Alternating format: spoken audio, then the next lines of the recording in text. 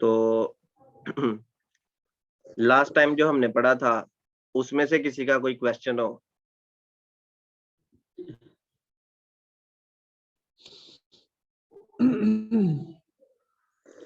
ठीक है, ये रो एंड कॉलम स्पेसिस आ गया है, वेक्टर स्पेस और सब स्पेस। ठीक है, इसके बाद आ जाता है रो एंड कॉलम स्पेस। तो पहले इनकी डेफिनेशन हम देखते हैं। अब रोज और कॉलम्स जो है ना वो मैट्रिसेस में होते हैं, तो असल में इसमें हम मैट्रिसेस के साथ स्पेसिस को डिस्कस करेंगे, मैट्रिक्स और उसमें जो जो भी होता है। तो वो कह रहा है कि एक m क्रॉस n मैट्रिक्स है, ठीक है, ओवर R।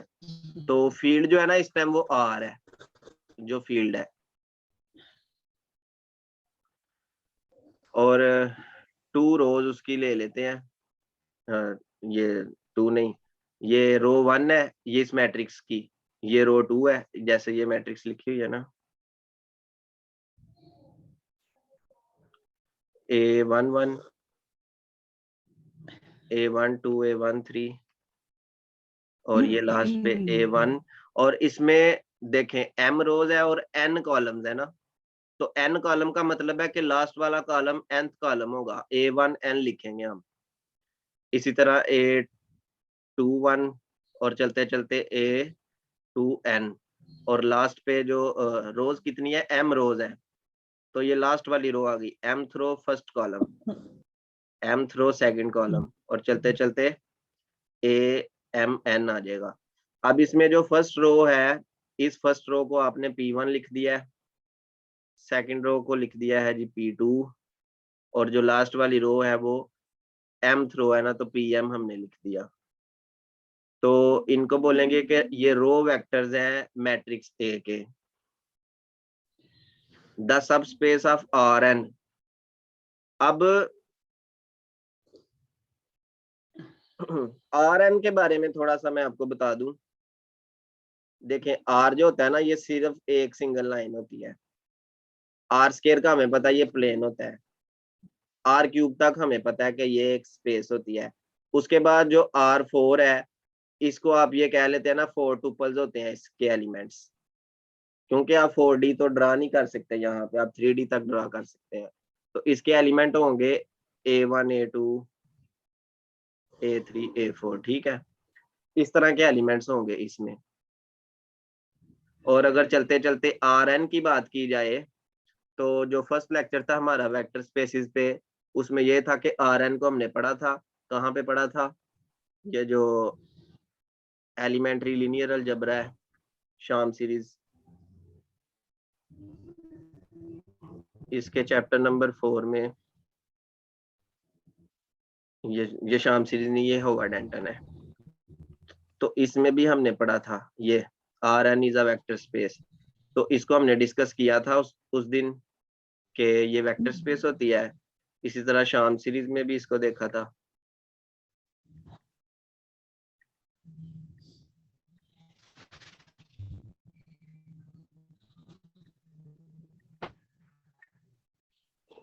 जस्ट R को हमने कह दिया था कि ये कोई फील्ड है K, तो Kn भी एक वेक्टर स्पेस है। तो जाहिर है जब एक वेक्टर स्पेस है तो उसकी कोई ना कोई सब स्पेस भी होगी, तो वो इसकी बात कर रहा है यहाँ पे कि अब देखें P1, P2 से PM तक ये सारे रो वेक्टर्स हैं। असल में ये कितने इसके कंपोनेंट्स हैं, अगर पहले इस पहले वेक्टर की बात की जाए, वैसे तो ये रो मैट्रिक्स है, ठीक है, लेकिन ये एक वेक्टर भी है। इसके n कंपोनेंट्स हैं, 1, 2 और 1n का मतलब है कि ये लास्ट वाला nth कंपोनेंट है। इसी तरह 2n, तो ये भी इसके भी n कंपोनेंट्स हैं। PM इसके भी n कंपोनेंट्स हैं, ठीक है। तो ये जो सारे P1, P2 से PM तक है, ये सारे जो रो वेक्टर्स हैं इनके n कंपोनेंट्स हैं। और बजाते हुए जो ये वाला सेट होगा, ये सबसेट होगा Rn का, ठीक है, क्योंकि Rn में भी Rn का हर एलिमेंट जो है ना वो n डायमेंशनल है। और P1 का भी हर एलिमेंट n डायमेंशनल है, क्योंकि ये जस्ट 1m तक है ना, सॉरी ये m तक है, तो इनकी तादाद कम है, तो ये सेट Rn का सबसेट है। अब वो कह रहा है Rn की ऐसी सब स्पेस जो इससे जनरेट हो, आप ये कह सकते हैं इससे जनरेट हो। अब जनरेट जो हमने पढ़ा था वो यही था कि फॉर एग्जांपल आपके पास एक सेट S है, उसमें कुछ वेक्टर्स हैं v1 v2 से लेके n तक। इन वेक्टर्स की ऑल जितनी भी पॉसिबल लीनियर कॉम्बिनेशंस आप बना सकते हैं बना लें, उसको आपने लिख लिया था लीनियर स्पैन में। अब ये जो लीनियर स्पैन है, असल में लीनियर स्पैन खुद भी एक सब स्पेस होता है वेक्टर स्पेस V की। इसी तरह इससे जो भी सेट बनेगा इनके लीनियर कॉम्बिनेशन से, वो Rn की सब स्पेस होगा, ठीक है, और उसको रो स्पेस बोलेंगे। ठीक हो गया। अब अगर इसके कॉलम्स की बात की जाए, जैसे इसका फर्स्ट कॉलम ले लें इस तरह से, फिर ये सेकंड कॉलम, ये फर्स्ट कॉलम, ये सेकंड कॉलम, और जितनी रोज होंगी उतने ही कॉलम होंगे ना, जितनी मतलब जितनी रोज होंगी, सॉरी एलिमेंट्स की बात कर रहा हूँ, जितनी रोज होंगी उतने इसके एलिमेंट्स होंगे। जैसे ये फर्स्ट एलिमेंट फर्स्ट रो में से, सेकंड एलिमेंट सेकंड रो में से, और mth element row number m में से, ठीक है। तो ये इसके कितने कॉलम बनेंगे, m/n ऑर्डर था, ये रोज होती हैं, ये कॉलम्स होते हैं, n कॉलम्स बनेंगे, ठीक है। तो क्योंकि इसके अब इसके एलिमेंट्स, क्योंकि m एलिमेंट्स है ना हर वेक्टर में,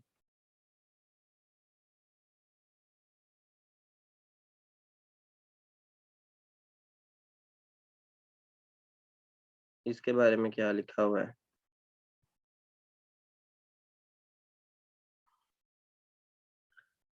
सब space spammed by the column. अब देखें इसके कितने एलिमेंट्स हैं, 1 2 3 4 से लेके m तक। तो असल में ये किसकी सब स्पेस बनेगा, इससे जो भी सेट स्पैन होगा वो Rm की सब स्पेस बनेगा, Rm की सब स्पेस क्यों बनेगा, क्योंकि इसमें नंबर ऑफ एलिमेंट्स m है, ये फर्स्ट एलिमेंट है, ये सेकंड एलिमेंट है, और ये एलिमेंट नंबर m है।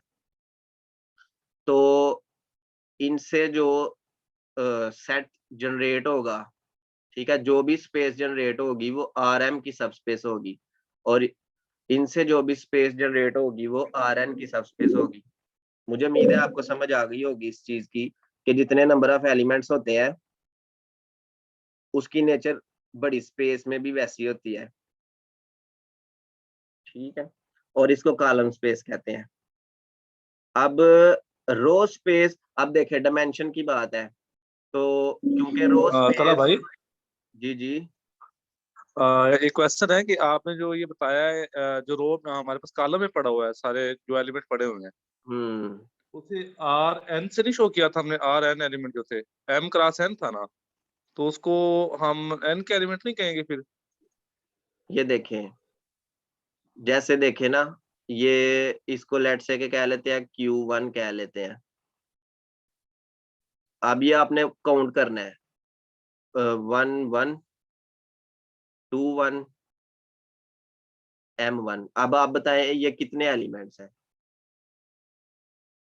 Total m M elements, M हाँ जी।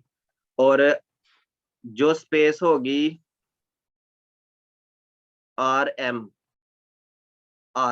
ठीक है, rm के एलिमेंट्स क्या होंगे, m टुपल्स होंगे, मतलब मिसाल के तौर पे a1 a2 से लेके am तक, ऐसे नहीं होंगे।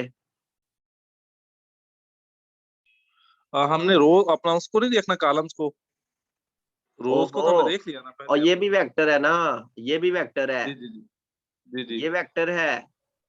देखिए सही है। ये इसका फर्स्ट कंपोनेंट है, जैसे ये इसका फर्स्ट कंपोनेंट है, ये इसका सेकंड कंपोनेंट है, जैसे ये इसका सेकंड कंपोनेंट, ठीक है। और ये इसका कंपोनेंट नंबर m है, और ये भी एम है। Component number. कहने का ये मकसद है कि जितने कंपोनेंट होंगे बाद में वो एलिमेंट बड़ी स्पेस में जाएगा ना, जैसे m कंपोनेंट होंगे तो rm में जाएगा। आप ऐसा लिख सकते हैं 1 2 2 कंपोनेंट है और ये r क्यूब में बिलोंग करता है। जी जी, सबसेट है यार क्योंकि ये। नहीं, ये बिलोंग नहीं करता।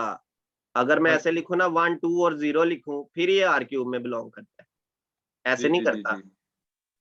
तो कहने का मतलब है कि जो r की पावर होगी उतने इसके कंपोनेंट्स होंगे। ठीक है ठीक है। ठीक है। जी जी बिल्कुल। एम कंपोनेंट होंगे ना आप इसके हाँ जी, m ऊपर वाले कंपोनेंट के। होंगे और ये rm की सबस्पेस बनेगी। जी जी बिल्कुल ठीक है। ठीक है, थैंक यू जी। ठीक है। आगे वो कह रहा था dimension of the row space is called, ये पता नहीं क्या रो रैंक लिखा हुआ है। हाँ जी। तो अब डायमेंशन की अगर बात करें तो डायमेंशन में क्या होता है, बेसिस में जितने एलिमेंट्स होते हैं उसकी कार्डिनैलिटी। ठीक है। दोबारा से बता रहा हूँ, बेसिस क्या होती हैं। बेसिस लिनियरली इंडिपेंडेंट होती हैं, लिनियरली इंडिपेंडेंट होती हैं और बेसिस स्पैन भी करती हैं। किसको स्पैन करेंगी? जिस स्पेस की बेसिस होंगी। अब अगर रो स्पेस की बात कर रहे हैं, रो स्पेस तो वैसे तो रो स्पेस एक सब स्पेस है, लेकिन हर सब स्पेस खुद भी एक वेक्टर स्पेस होती है। तो ये एक अगर वेक्टर स्पेस होगी तो इसकी डायमेंशन जो होगी उसका नाम होगा रो रैंक। ठीक है, रो रैंक। और डायमेंशन असल में बेसिस में जितने वेक्टर्स होते हैं उसकी कोऑर्डिनेलिटी होती है। इसी तरह कॉलम्स की बात की जाए तो ये लिखा हुआ है कॉलम रैंक। कह रहा है row rank is the maximum number of linearly independent row vectors. तो लीनियरली इंडिपेंडेंट रो वेक्टर्स जो होते हैं, ये तो आपको पता है ना, लीनियरली डिपेंडेंट और इंडिपेंडेंट कैसे चेक करते हैं। कह रहा है row equivalent matrices have same row space. Equivalent की जब बात आ जाती है ना तो बहुत सी चीजें सेम हो जाती हैं। इस अगर आपको कोई क्वेश्चन आ जाता है ना जिसमें इक्विवेलेंट का वर्ड आप देखेंगे तो उसमें ज्यादातर सिमिलैरिटी होगी। वो कह रहा है रो इक्विवेलेंट मैट्रिसेस की रो स्पेस सेम होती है। इसको करने की जरूरत नहीं है, बस इसको याद रखना है। तो अगर रो स्पेस सेम है तो रो स्पेस को रो रैंक भी कहते हैं, तो ये रो रैंक उसने लिख दिया हुआ है।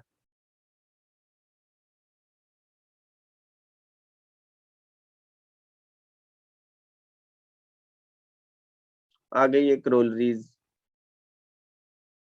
कह रहा है if P is non singular then the matrices A and PA have the same row rank. A and PA.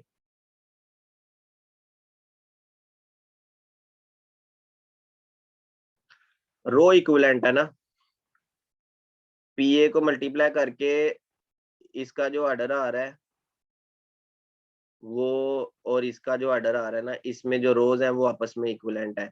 जब भी असल में यहाँ पे ना उसने एक चीज मिस की हुई है। उस यहाँ पे लिखना चाहिए था कि A and P A are row equivalent. तो जब रो इक्विवेलेंट दोनों हो जाएंगी तो दोनों का रैंक भी इक्वल हो जाएगा। ये ऊपर वाला थ्योरम ही है, वैसे उसने क्रोलरी बना दिया हुआ है। इसी थ्योरम को यूज करके हम इसको प्रूव कर सकते हैं।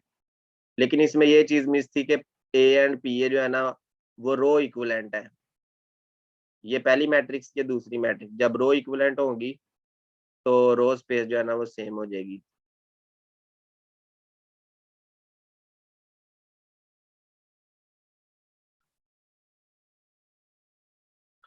दरो अब देखें ये भी जो है ना एक बड़ी मजे की बात है। नॉन सिंगुलर मैट्रिक्स, अब आपको पता है एक मैट्रिक्स हो नॉन सिंगुलर हो तो उसका जो डिटर्मिनेंट होता है वो नॉन जीरो होता है। अब जब डिटर्मिनेंट नॉन जीरो आता है तो इसके अंदर जितने भी वेक्टर होते हैं वो लीनियरली डिपेंडेंट होते हैं या इंडिपेंडेंट होते हैं, ये आपने बताना है।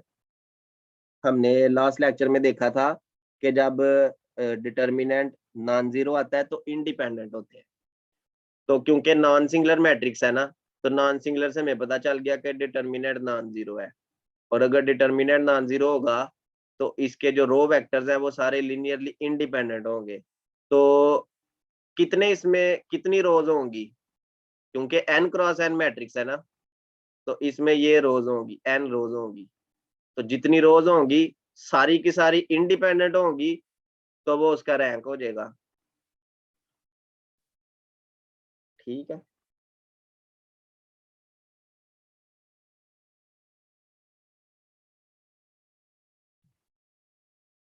कह रहा है row rank of a matrix equals its column rank. हाँ जी, रो रैंक और कॉलम रैंक जो होते हैं ना वो इक्वल होते हैं।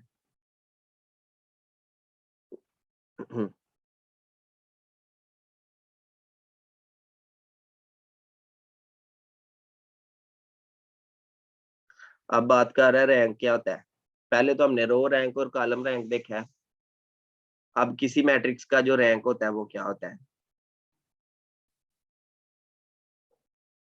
कह रहा है the rank of a matrix A is defined to be common value of the row rank and the column rank. इसकी इससे भी एक इजी डेफिनेशन होगी, वो हम देखते हैं।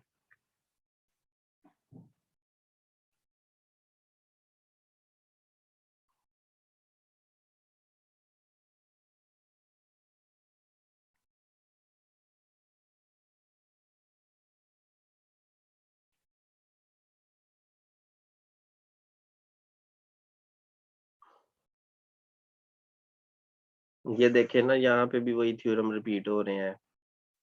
Row equivalent matrices have same row space, हर जगह वही चीजें होती हैं, सेम सेम।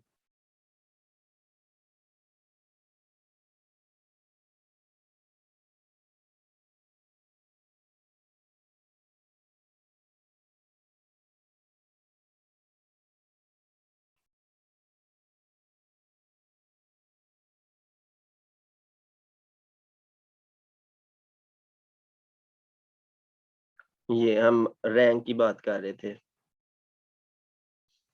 वो कह रहा है rank of a matrix written as rank A is equal to maximum number of linearly independent rows और dimension of row space, उसको कहते हैं रैंक ऑफ अ मैट्रिक्स। इधर फार्मूला भी होगा।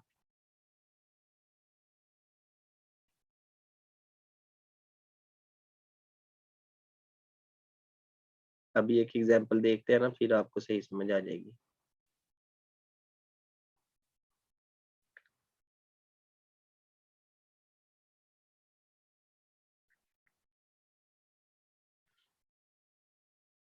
मिसाल के तौर पे ये आपके पास एक क्वेश्चन है, कह रहा this subsection shows how an echelon form of any matrix A gives us the solution of certain problems about A itself. Especially let A and B be the following matrices where the echelon matrix B is in echelon form of A. कह रहा है कि ये एक matrix A है, इसकी जब echelon form बनाई गई तो ये आ गई। अब B को कहाँ से लाया गया, B को A से लाया गया है, मतलब मैट्रिक्स B को हासिल कहाँ से किया गया है, A के ऊपर रो ऑपरेशन लगाए गए हैं तो मैट्रिक्स B आ गई है। ठीक है, मुझे पता है, मुझे उम्मीद है कि आप सबको पता होगा कि इचेलॉन फॉर्म कैसे बनाते हैं। ठीक है, तो जो B है वो A की एक इचेलॉन फॉर्म है। अब मैट्रिक्स B A की वजह से आई है, तो दोनों का जो रैंक होगा ना वो सेम होगा। We solve the following 4 problems about the matrix A। कह रहा है कि किसी भी मैट्रिक्स के लिए ना हम ये सोच सकते हैं, क्या सोच सकते हैं, किसी भी मैट्रिक्स का बेसिस ऑफ रो स्पेस क्या होती है वो सोच सकते हैं। हर कॉलम ए का हम फाइंड कर सकते हैं, that is linear combination of preceding columns of A. ठीक है, ये भी एक काम हो सकता है कि मतलब हर अगला कॉलम पिछले कॉलम्स की लीनियर कॉम्बिनेशन बन सकता है, हर मैट्रिक्स में ऐसा होता है। ठीक है, और तीसरे नंबर पे हम क्या कर सकते हैं, कॉलम स्पेस की भी बेसिस फाइंड कर सकते हैं, ये हर मैट्रिक्स के साथ होता है ऐसे। ठीक है, और ए का रैंक भी हम फाइंड कर सकते हैं। तो उसके लिए सबसे पहले आपने कोई भी मैट्रिक्स होगी ना उसकी इचेलॉन फॉर्म तैयार कर लेनी है, जैसे ए और बी हमारे सामने लिखे हुए हैं। अब हमें पता है कि बी जो है वो ए से हासिल की गई है, तो ये दोनों फिर रो इक्विवेलेंट मैट्रिसेस हो गई। तो हमने अभी पढ़ा था कि जो भी रो इक्विवेलेंट मैट्रिसेस होती हैं उनका रो स्पेस होती है वो सेम होती है। थ्योरम पढ़ा था ना अभी, सबको याद होगा, मैं अभी दिखा देता हूँ। ये देखें, ये क्रोलरी और ये थ्योरम एक ही चीज है ना।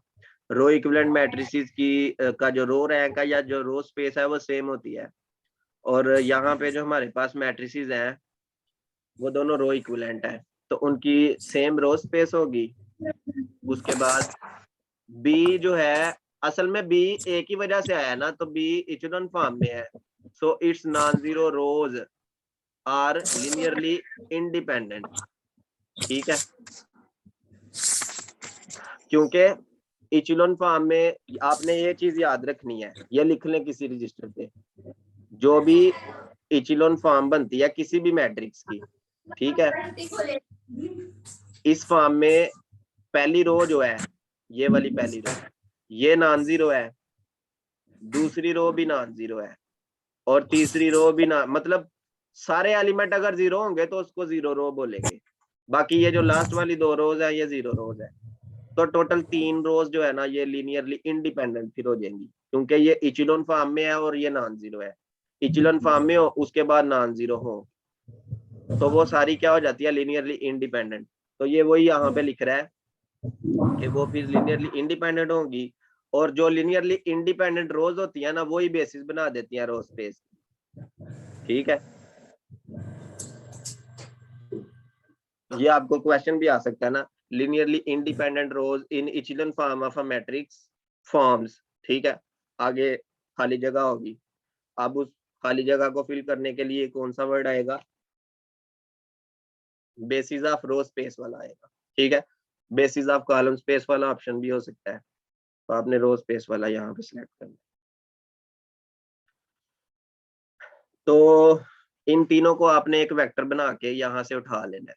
जैसे ये पहला वेक्टर बन गया, दूसरी रो को दूसरा वेक्टर बना दिया और तीसरी रो को तीसरा वेक्टर बना दिया। अब बेसिस में टोटल कितने एलिमेंट्स हैं, लीनियरली इंडिपेंडेंट भी है ना, और बेसिस जाहिर है स्पैन भी करता है, तो इनकी तादाद 3 है, तो उसकी फिर डायमेंशन कितनी होगी, मतलब जिसको रैंक बोल रहे हैं, रैंक 3 होगा। अभी वो बाद में देखेंगे ना कि अब वो क्या कह रहा है।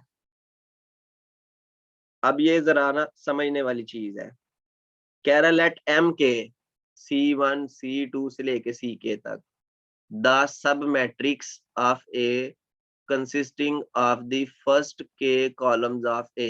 अब इसको जनरल, उसने जो पहली बात किया ना ये जनरल की है। देखें टोटल इसके कितने कॉलम है, 1 2 3 4 5 6, टोटल तो 6 कॉलम है। इसका मतलब है कि जो K है वो 6 से कोई छोटा नंबर होगा ना, 4 हो सकता है, 3 हो सकता है, 5 हो सकता है। ठीक है, तो अगर K 2 होगा तो C1 C2 आएगा यहाँ पे, अगर के 3 होगा, मतलब ये हम खुद सोच सकते हैं ना, तो हम C1 C2 C3 लिखेंगे। तो उसने अभी एक जनरल बात की है कि फॉर एग्जांपल अगर हम के को लेके चलते हैं, जबकि के जो है ना वो फर्स्ट के कॉलम्स है ए के, then M K -1 and M K R respectively the coefficient matrix and augmented matrix of the vector equation. ये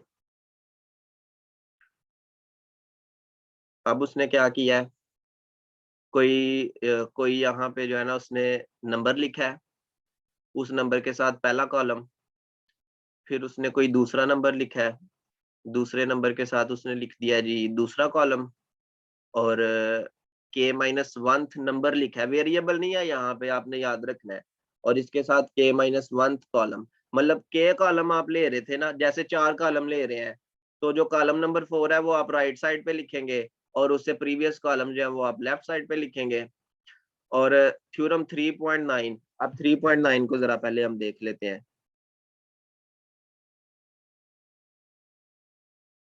3.9 क्या है, देखें ऐसे ही बुक से पढ़ा जाता है। ख्वाबों में मैथ नहीं आना और ना किसी ने ऐसे आपको बताना है, आपने करना है तो आपको आना है, ठीक है। अभी दूसरा सेशन जो है ना थोड़ी देर बाद नमाज के बाद हम करेंगे इसके बाद, तो क्योंकि 1 मिनट रह गया है तो बाकी हम बाद में डिस्कस करते हैं। मैं मैसेज कर दूंगा, आप लोगों ने रेडी रहना है। अल्लाह हाफिज।